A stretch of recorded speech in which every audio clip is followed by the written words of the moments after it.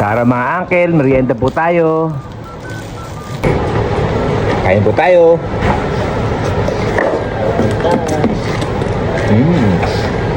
Napakasarap talaga ng libre. Libre nga pala ito ni paring Marvin. Obligado nga namin busugin sarili namin sapagkat alas 9 pa nga ang susunod namin kain. Sapagkat busy nga kami itong araw na ito. Alasa. Ay, may pa rin. Bago nga palang lahat, malugod ang bumabati na isang magandang araw sa aking barangay, Barangay Kabu, lungsod ng Cabanatuan City, lalawigan ng Nueva Ecija. At syempre, shoutout din sa mga OFW na katulad ko, ingat po tayo palagi. At itong kinakain kong noodles, hinati ko na yan, binigyan ko yung tropa ko na ibang lahi.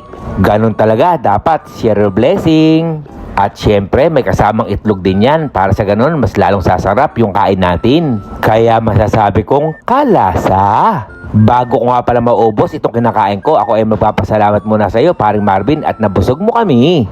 Salamat! Sabay-sabay po kami kumain ngayon.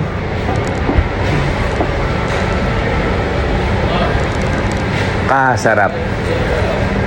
Kaya hanggang dito na lang, ito po yung Uncle Tax. Ingat!